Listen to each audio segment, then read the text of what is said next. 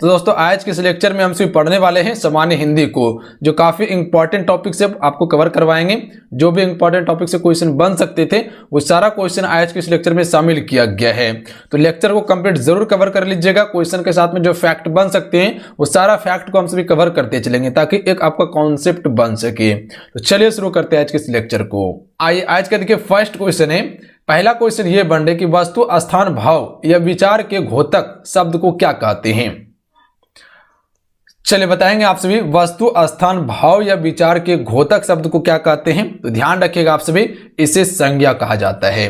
क्या कहा जाता है फ्रेंड? संज्ञा कहा जाता है। ध्यान रखिएगा संज्ञा का कितना भेद होता है? तो संज्ञा का 5 भेद होता है। कितना भेद? 5 भेद होता है। कौन कौन सा होता है? तो पहला आप लिखिएगा, एक होता है व्यक्तिवाचक संज्ञा। व्यक्तिवाचक संज्ञा। दूसरा क्या होता है? दूसरा आपका होता है जातिवाचक संज्ञा। ठीक है, जातिवाचक संज्ञा। तीसरा क्या होता है आपका? तीसरा भाववाचक संज्ञा होता है। ठीक है, भाववाचक।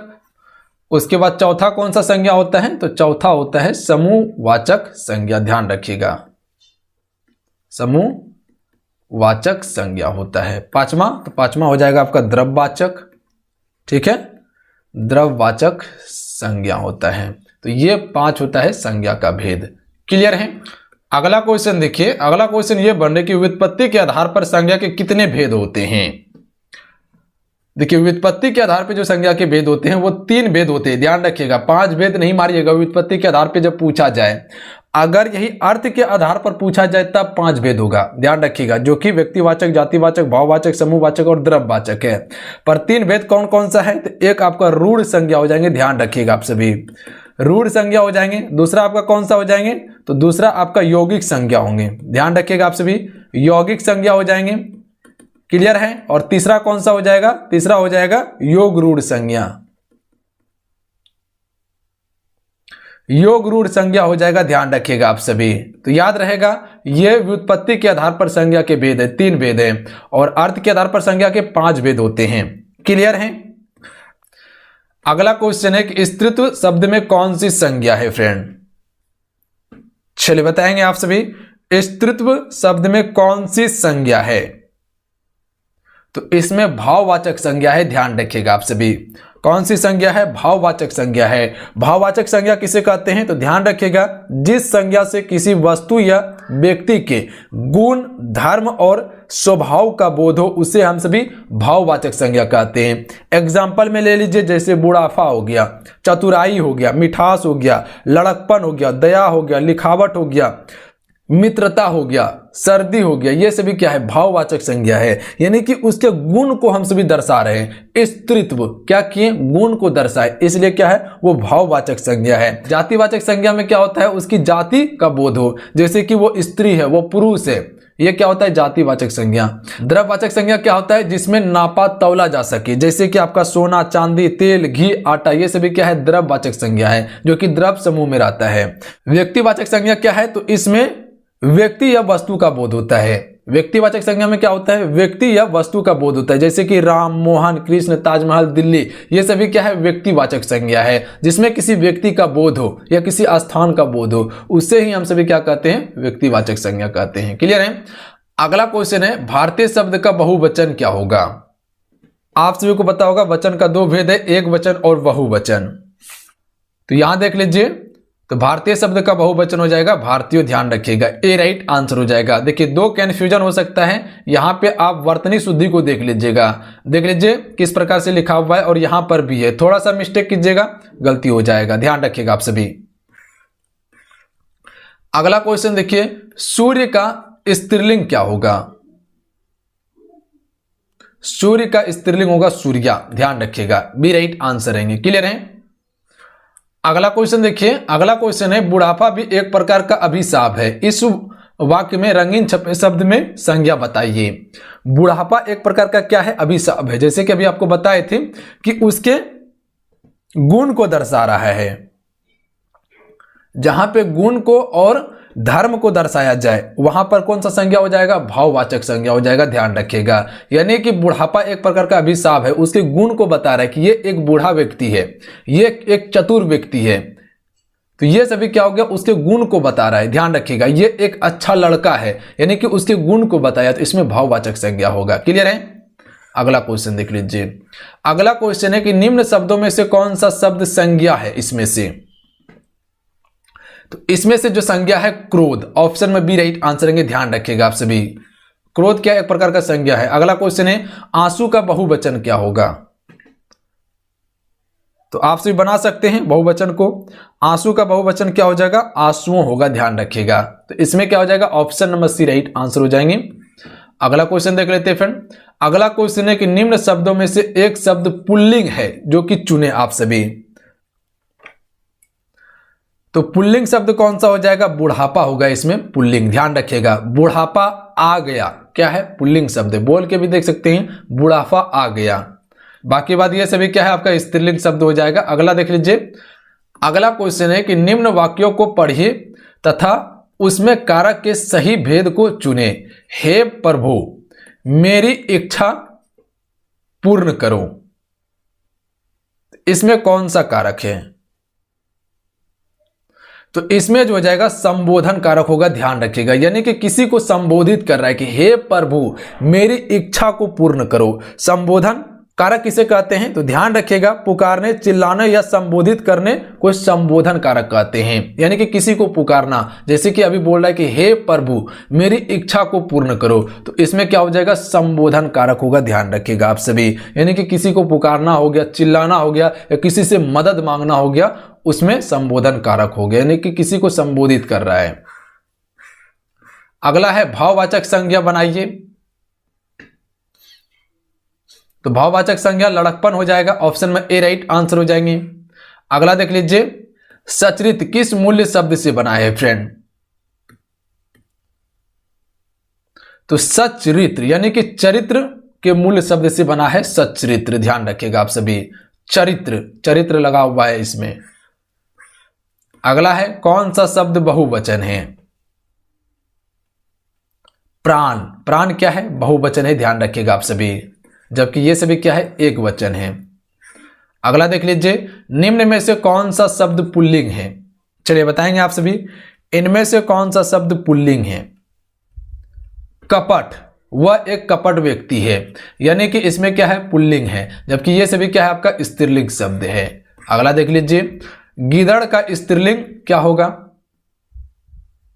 तो गीदड़ का स्त्रीलिंग गीदड़ी होगा। ध्यान रखिएगा आप सभी, सी राइट आंसर है।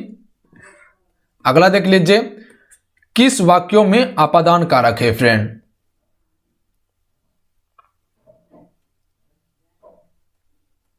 तो अपादान कारक हो जाएगा ऑप्शन नंबर सी में, हिमालय से गंगा निकलती है। ध्यान रखिएगा आप सभी, इसमें क्या है, अपादान कारक है। देखिए अपादान कारक किसे कहते हैं, तो ध्यान रखिएगा, जिससे किसी वस्तु की जुदाई या अलगाव समझा जाए उसे हम सभी क्या कहते हैं, अपादान कारक कहते हैं। जैसे गंगा हिमालय से निकलती है, यानी कि अलगाव का भेद है, यानी कि ये क्या हो रहा है, अलग हो रहा है।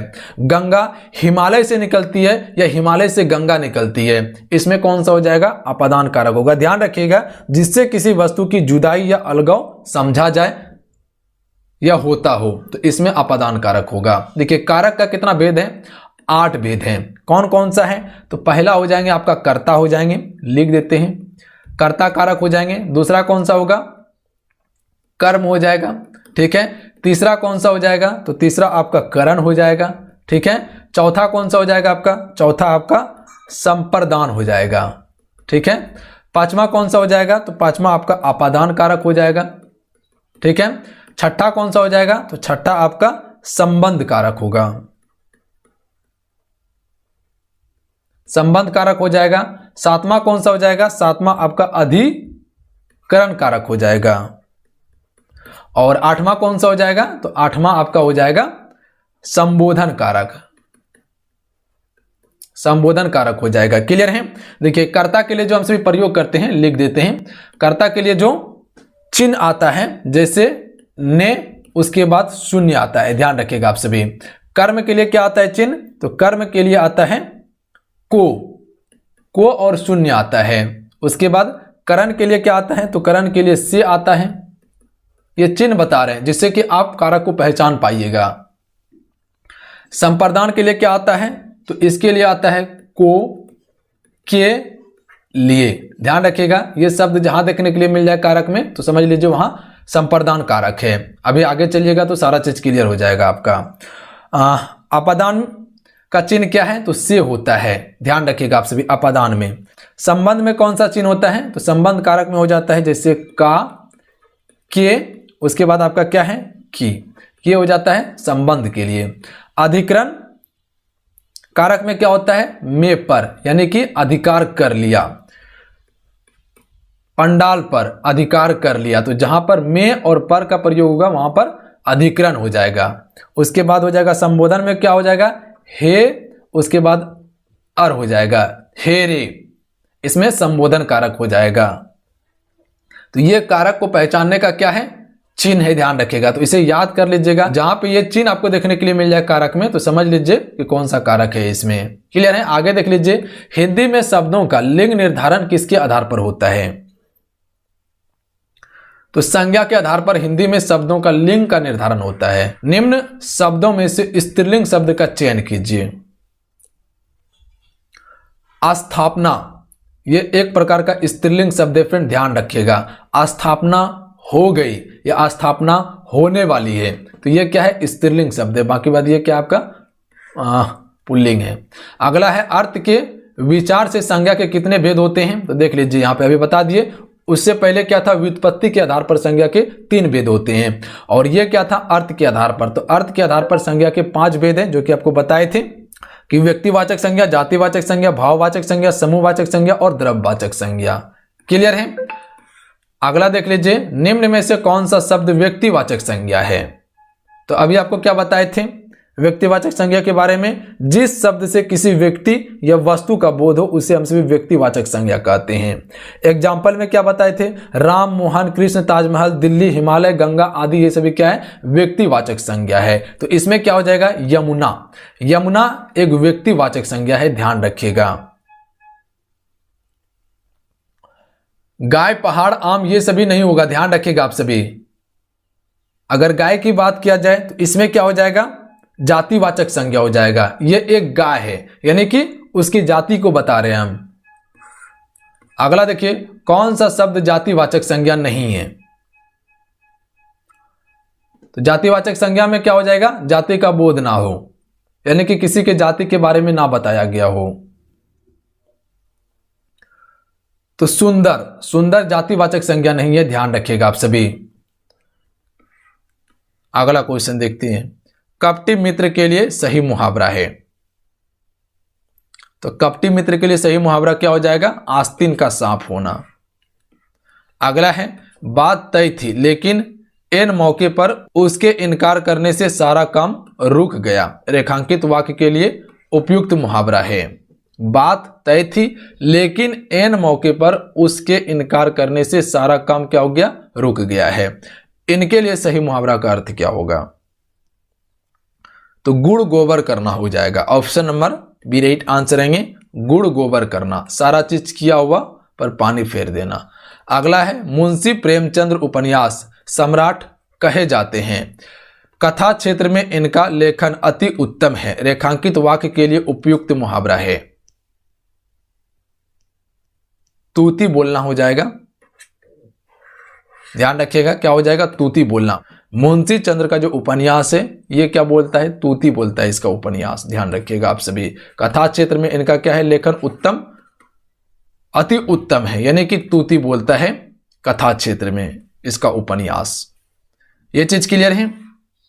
अगला क्वेश्चन देख लीजिए, बच्चों को जरा सी शरारत पर विवेक ने डैश किया। रिक्त स्थान के लिए उपयुक्त मुहावरा का चयन करना है। बच्चों को जरा सी शरारत पर विवेक ने क्या किया? घर सिर पर उठा लिया। Option number A right answer रहेंगे। बच्चों की शरारत पर विवेक ने क्या किया? घर सिर पर उठा लिया। अगला क्वेश्चन देखिए, किसी विषय की पूरी छानबीन करना। इसके लिए कौन सा शब्द आ जाएगा? विवेचना हो जाएगा। किसी विषय की पूरी छानबीन करना यानी कि विवेचन करना, ध्यान रखिएगा, विवेचन करना हो जाएगा। अंत्यवासी का क्या अर्थ है फ्रेंड? गुरु के समीप रहने वाला शिष्य को अंतेवासी कहा जाता है। सी राइट आंसर रहेंगे, गुरु के समीप रहने वाला शिष्य को अंतेवासी कहते हैं। अगला है मोक्ष की इच्छा करने वाला को क्या कहा जाता है? विमुक्षु कहा जाता है। डी राइट आंसर रहेंगे। अगला है जिसके पास कुछ ना हो, इसे क्या कहा जाता है? तो इसे अकिंचन कहा जाता है। ध्यान रखिएगा, जिसके पास कुछ ना हो।